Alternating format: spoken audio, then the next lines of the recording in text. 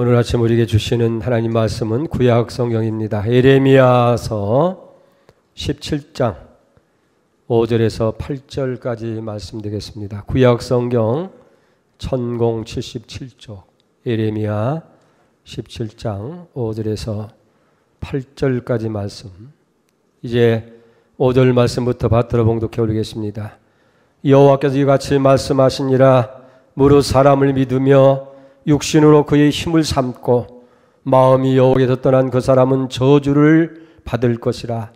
그는 사막의 떨기나무 같아서 좋은 일이 오는 것을 보지 못하고 광야 간조한 곳 건건한 땅 사람이 살지 않는 땅에 살리라.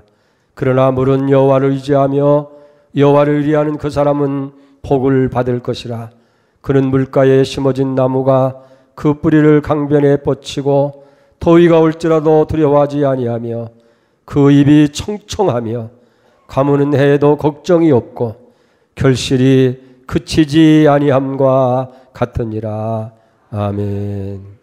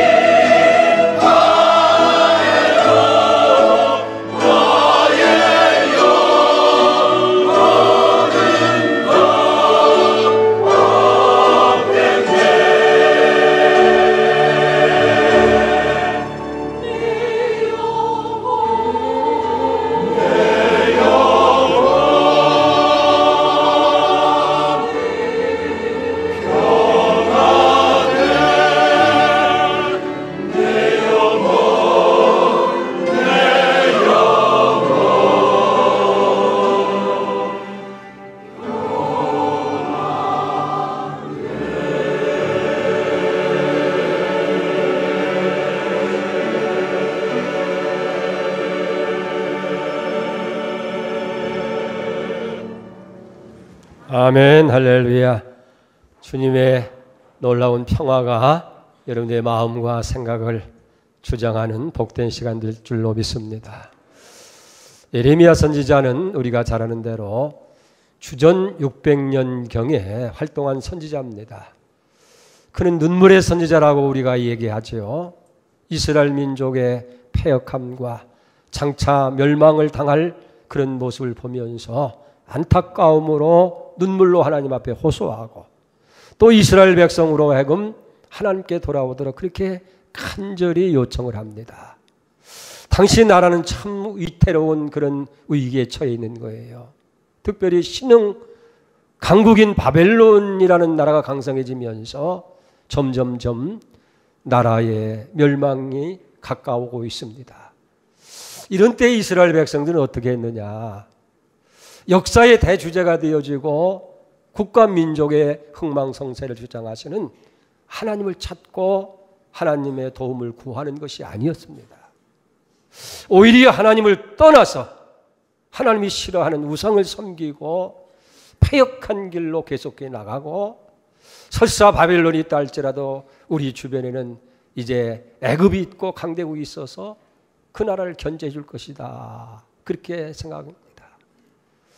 안타까운 이 예레미야의 외침을 외면했던 이스라엘은 결국 바벨론의 침략으로 말미암아서 BC 586년에 멸망을 당합니다. 그리고 많은 백성들이 포로로 바벨론에 끌려가서 70년 동안이나 노예 생활을 하게 되어지는 것을 보게 됩니다. 오늘 여기 본문을 통해서 예레미야는 이런 위기가 오고 어려움이 왔을 때에 어떻게 우리가 그걸 극복할 수 있겠느냐. 위기 앞에서 가장 필요한 것이 무엇이냐 하는 것을 가르쳐주고 있어요. 여러분, 이스라엘 백성들은 어리석게도 그것을 외면함으로 인해서 멸망을 당하고 말았지만은 우리는 오늘 이 말씀을 반면 교사로 삼아서 우리가 어려움과 위기 앞에서 새로운 다짐을 가져야 될 줄로 믿습니다. 자, 그러면 예레미야가 저들에게 가르치려고 했던 말씀의 요지는 뭐예요? 여기 본문에 보면 두 사람의 모습을 묘사하면서 어떤 사람이 되어야겠느냐 하는 거예요.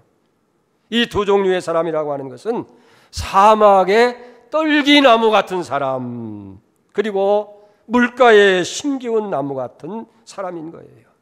이게 우리 사람을 나무에다가 비유를 하고 있습니다. 아마 적절한 표현인 것 같아요. 왜 그러냐고 하면 나무나 사람이나 다 의존적인 존재예요. 의존 없이는 살아갈 수 없습니다. 나무는 땅을 의존해야 돼요. 땅에 심겨져야 그 나무가 뿌리를 내리고 자랄 수 있고 성장할 수 있는 것처럼 사람도 무엇인가에 의존해서 살아갈 수밖에 없는 존재가 인간이라는 거예요. 그런데 중요한 것은 나무가 어느 땅에 심겨져 있느냐 하는 것이 중요한 것처럼 사람이 무엇을 의존하고 살아야 되느냐, 그것이 중요하다고 하는 것을 비유로 설명하고 있는 거예요. 오늘 5절 6절 말씀만 보세요. 여호와께서 이같이 말씀하시니라. 무릇 사람을 믿으며 육신으로 그 힘을 삼고 마음이 여호와에게서 떠난 그 사람은 저주를 받은 것이라. 그는 사막의 떨기나무 같아서 좋은 일이 오는 것을 보지 못하고 광야 건조한 곳 건조한 땅 사람이 살지 못하는 땅에 살리라고 얘기했어요. 사람을 믿고 육신을 그 힘으로 삼고 세상 것을 의지하고 사는 사람들은 마치 사막의 떨기나무 같다는 거예요. 거기는 건조한 땅이고 건건한 소금기가 있는 땅에서 제대로 살아남을 수가 없다 하는 거예요. 그래서 결국은 하나님 앞에 저주를 받은 삶이 될 것이고 마지막에는 멸망을 받을 수밖에 없는 것이다 라고 말씀하고 있습니다. 여러분, 우리가 이걸 분명히 기억을 해야 돼요. 사람은요, 하나님을 의지하도록 그렇게 창조가 됐다는 거예요. 그래서 헬라 말로 인간을 안드로포스라고 합니다. 위를 바라보는 존재. 여러분 사람 모습을 가만히 보세요. 우리의 머리는 하늘을 향했어요. 하나님을 의존하고 살도록 만드는 것이고, 짐승 보면 머리를 사람을 향한 거예요. 사람의 관리와 지배를 받게 되어 있고, 식물과 같은 나무는 땅을 향해 있어요. 그 뿌리를 땅에 박음으로써 이제 생존하고 살아갈 수 있도록 그렇게 만들어졌다 하는 거예요. 그런데 사람이 하나님을 의지하지 아니하고 땅을 의지하고 세상 것 의지하게 되어질 때에 결국 거기에 저주가 임하고 멸망할 수밖에 없다 하는 거예요. 여러분 가만히 보세요. 오늘 많은 사람들이 물질을 의지하며 살려고 하는 거예요. 돈만 있으면 모든 것이 다 해결되어지고 잘 되리라고 그렇게 생각하고 있습니다만은 물질을 의지하는 사람은 물질로 망할 수밖에 없어요. 성경은 분명히 그걸 우리에게 가르쳐 줍니다. 디모데전서 6장 9절에 보면 부하려 하는 자들은 시험과 올무와 여러 가지 어리석고 해로운 욕심에 떨어지나니 그 사람으로 파멸과 멸망에 빠지게 하는 것이라고 얘기합니다. 성경 여러 곳에서 이런 경고의 말씀을 계속 듣잖아요. 시편 30편 6절에 보면 진실로 각 사람은 그림자같이 다니며 헛된 일에 소란하며 재물을 쌓으나 누가 거둘런지 알지 못하느니라. 잠언 23장 5절에 보면 내가 어찌 허무한 것에 주목하겠느냐. 정령의 재물은 스스로 날개를 내어 하늘을 나는 독수리처럼 날아가리라. 허무한 것, 가변적이라는 거예요. 언제나 우리 곁에 그 물질이 머물러 주는 것이 아니고 재물이라고 하는 건 스스로 날개를 달아서 독수리처럼 순식간에 우리 곁을 떠나버리고 말게 되어진다는 거예요. 그래서 오늘 디모데전서 6장 17절에 보면 이렇게 권면을 합니다. 내가 이 세대에 부하는 자를 명하여 마음을 높이지 말고 정함이 없는 재물에 소망을 두지 말고 오직 우리에게 모든 것을 후히 주사 누리게 하시는 하나님께 두라. 괜히 물질이 좀 있다고 해서 교만하거나 오만하지 말고 거기에 소망을 두지 말라는 거예요. 우리의 소망은 오직 언제나 우리에게 후히 주시고 그것을 누릴 수 있게 하시고 또 우리와 함께 하시는 하나님께 두라고 그렇게 말씀하고 있는 것을 봅니다. 세상의 권력이라고 하는 것도 마찬가지예요. 안타깝게도 많은 사람들이 권력을 의지하고 거기에 기대어서 그것이 살아가는 길인 줄로 그렇게 알고 있다는 거예요. 이런 통계가 있습니다. 어느 대학교 학생상담연구소에서 신입생 3,200명을 대상으로 해서 설문조사한 것이 있는데 그 중에 이런 항목이 있었다는 거예요. 인생에 성공하는 요인이 뭐냐? 성공할 수 있는 최고의 요인이 뭐냐고 그렇게 질문했더니 많은 학생들이 배경이라는 거예요. 배경. 권력과 백그라운드라고 그렇게 이야기를 한다는 많았다는 거예요. 여러분 누구보다도 순수해야 되고 그리고 청운의 꿈을 지향해야 할 젊은이들이 권력 지향적인 그런 생각을 가지고 있는 것이 얼마나 안타까운 이 세대를 대변하고 있느냐 하는 거예요. 사실 권력이라고 하는 것도 믿을 만한 것이 못 되는 거예요. 순식간에 다 지나가고 마잖아요. 그래서 성경이 말씀하시는 것은 시편 146편을 보면 방백들을 의지하지 말며 도울 힘이 없는 인생을 의지하지 말지니 그의 호흡이 끊어지면 흙으로 돌아가서 그날에 그의 생각이 소멸하리라. 오히려 야곱의 하나님을 자기의 도움으로 삼으며 여호와 자기 하나님께 자기 소망을 두는 사람들이 복이 있다. 방백이 뭐예요? 권력을 의지하는 겁니다. 그리고 정말 인생에게는 도울 힘이 있는 것이 아니라는 거예요. 여러분 과거에 권력자에게 충성을 바치면서 한때 잘 나가던 사람이 있습니다. 근데 정권이 바뀌면서 이제 또 비리 조사를 받다가 결국은 감옥살이를 하게 되어집니다. 이 권력자의 비리를 대신해서 자기가 다 책임을 지고 옥고를 치르는 거예요. 그러는 동안 그 권력자는 시치미를 뚝 떼고 돌봐주지도 않습니다. 인간적인 배신감을 느낄 수밖에 없었다는 거예요. 그는 크리스찬이었었는데 권력주의를 맴돌면서 신앙생활을 소홀히 하다가 그런 자리까지 이른 거예요. 그가 출감한 후에 고백이 뭡니까? 내가 하나님과 교회 앞에 권력자에게 충성한 것 10분질만 했더라도 하나님이 내게 얼마나 많은 축복과 은혜를 주셨겠는가. 그러면서 지난날에 잘못된 것을 탄식했다는 거예요. 오늘 성경은 분명히 방백을 의지하지 말라는 거예요. 도울 힘이 없는 인생을 의지하지 말라요. 그건 쉽게 숨이 끊어지고 나면 그거 다 헛된 것이 될 수밖에 없으니까 하나님을 자기 백성의 하나님으로 삼고 거기에 소망을 두는 것이 복이 있다는 거예요. 여러분, 우리 간혹 그런 말이 있잖아요. 줄을 잘 서야 된다. 이런 선거철이 되니까 줄을 잘 서야 된다고 하는 것도 있습니다. 옳은 말이에요. 성공하려면, 출세하려면 줄을 잘 서야 되는데 아마 그 내용은 세상적으로 좀 힘있고 좀 능력 있는 사람 앞에 서면 좋겠다 그런 의미입니다만은 여기서 말하는 건 그게 아니에요. 사람은 아무리 힘 있는 것 같고 강한 것 같을지라도 별 볼 일 없는 거예요. 그러니까 우리는 하나님께 줄을 서야 돼요. 언제나 우리를 도우실 수 있고 변함없이 사랑하시는 하나님. 그래서 야고보서 1장 17절에 얘기했잖아요. 온갖 좋은 은사와 온전한 선물이 다 의로부터 빛들의 아버지로부터 내려오나니 그분은 변함도 없으시고 회전하는 그림자도 없느니라. 아멘입니까? 하나님은 변함이 없는 거예요. 권력도 변합니다. 사람의 마음도 변합니다. 세상의 모든 건 다 가변적이지만은 하나님은 변함이 없으셔요. 그분은 회전하는 그림자도 없으시고 온갖 좋은 은사와 모든 선물이 다 위로부터 아버지께로부터 주어진다는 거예요. 어디에 줄을 서요? 사람 앞에 서는 것이 아니라 하나님 앞에 여기 줄을 서야 된다 하는 거예요. 그래서 오늘 예레미야는 하나님을 의지하는 사람을 가리켜서 물가에 심겨진 나무다 그렇게 비유합니다. 7절 보세요.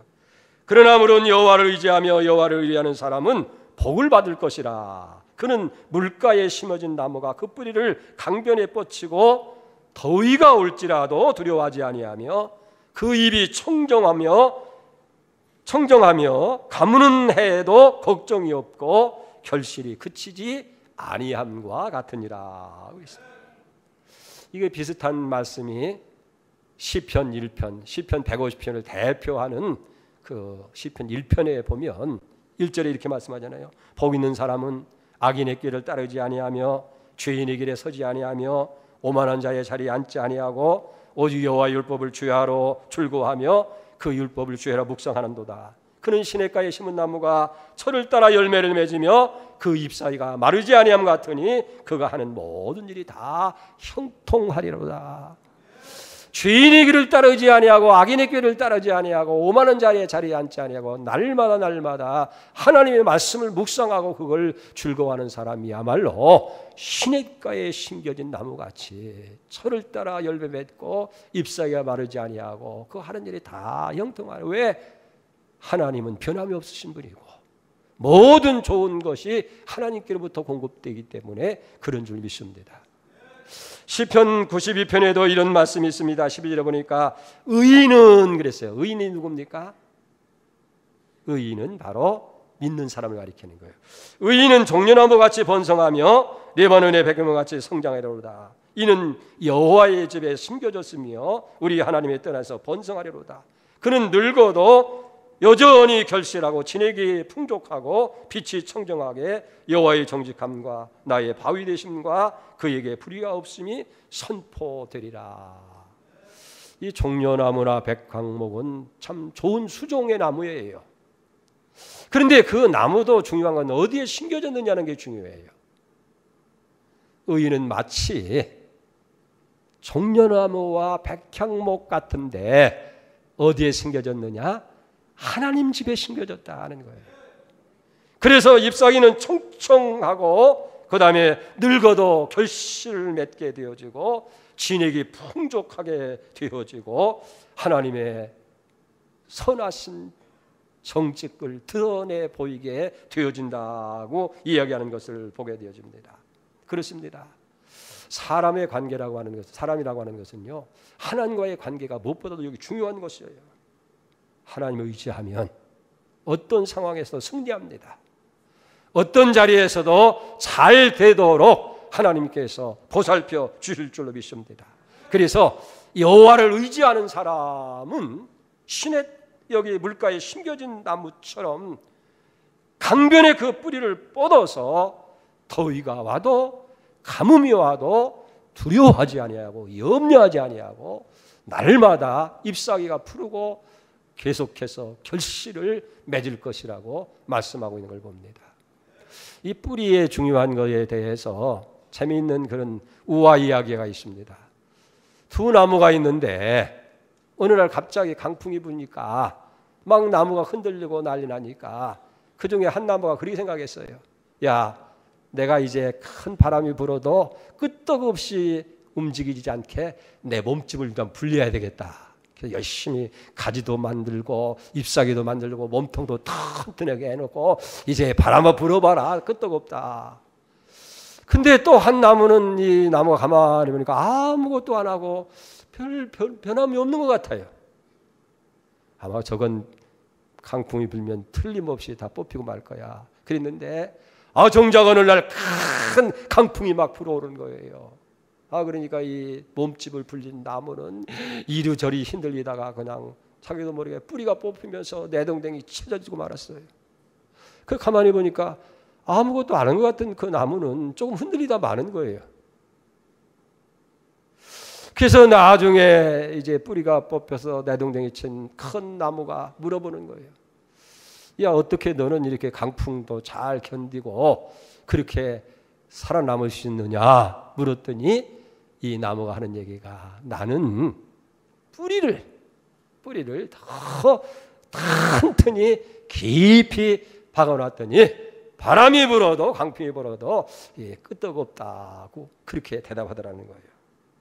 여러분, 우리도 하나님께 뿌리를 깊이 내려야 돼요. 그게 신앙입니다. 그게 믿음 생활인 거예요.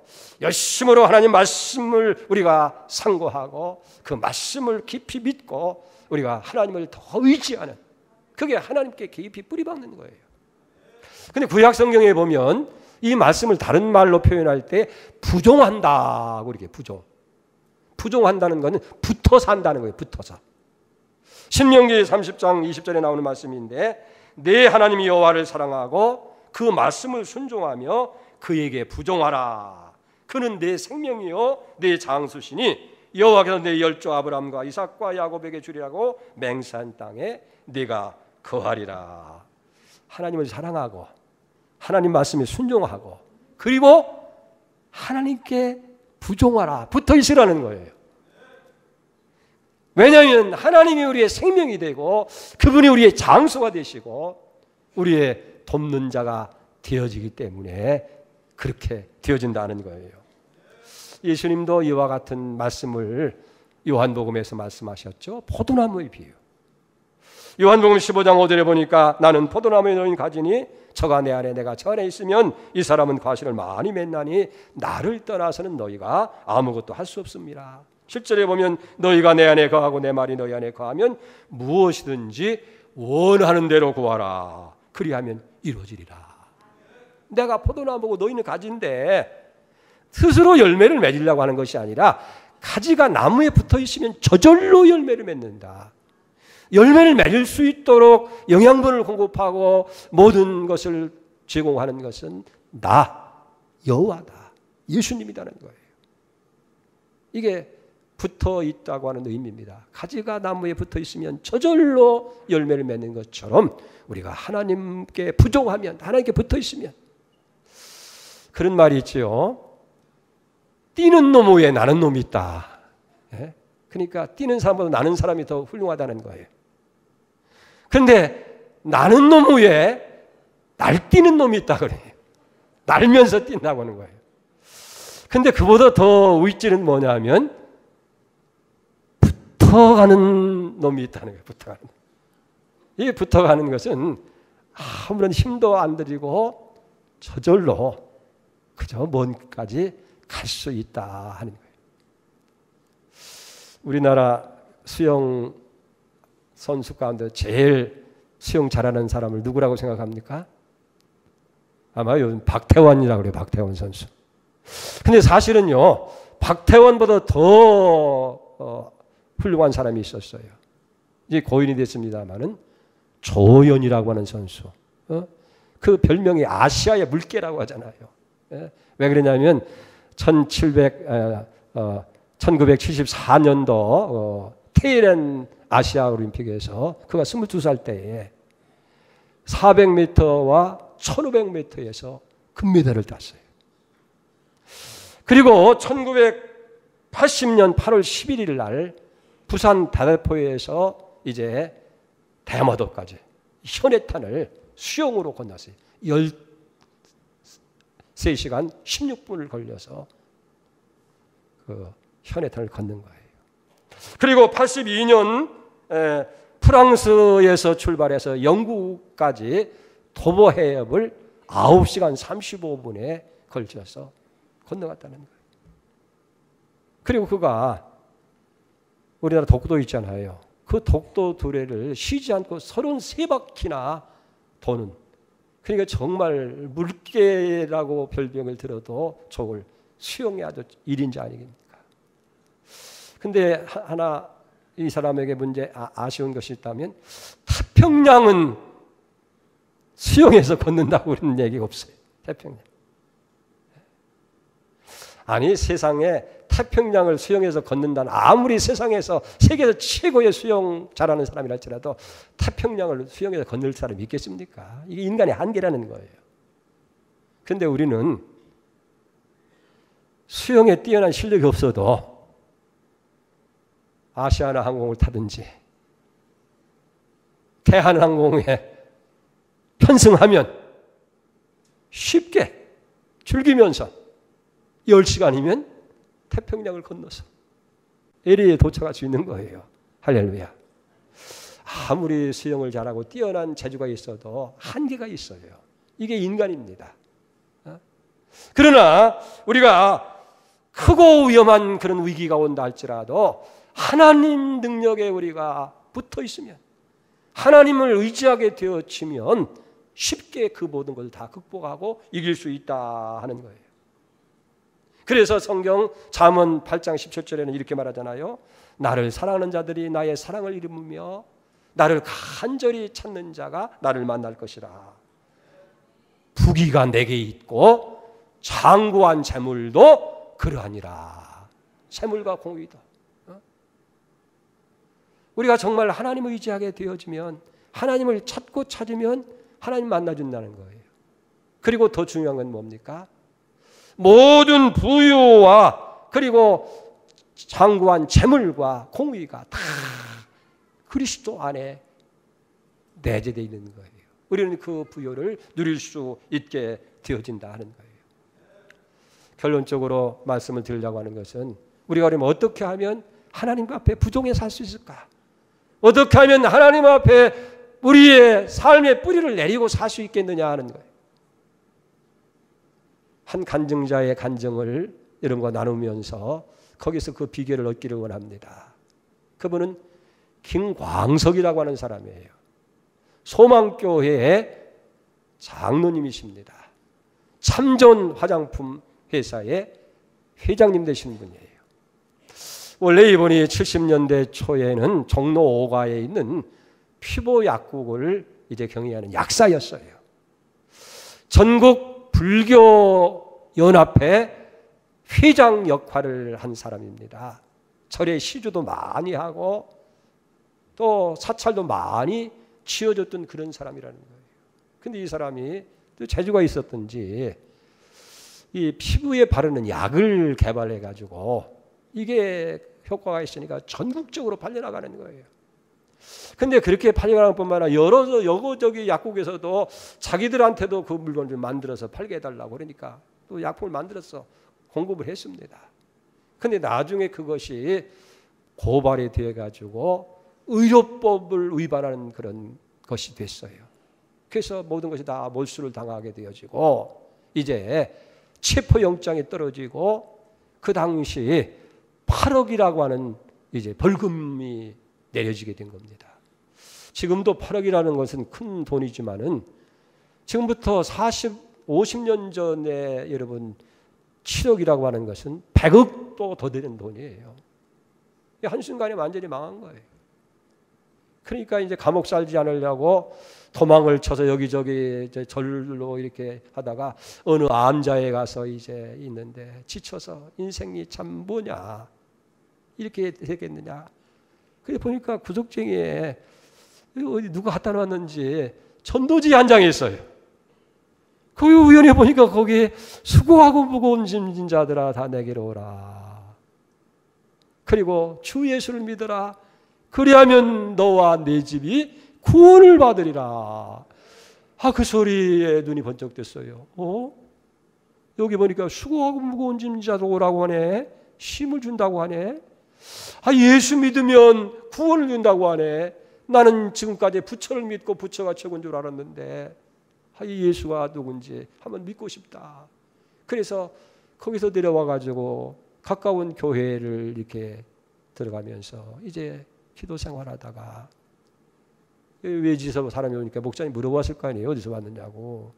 나중에 자기 싫다니까 그러면 정당하게 자수해서 벌 받고 새롭게 신앙생활 하시라고 그렇게 권면했던가 봐요.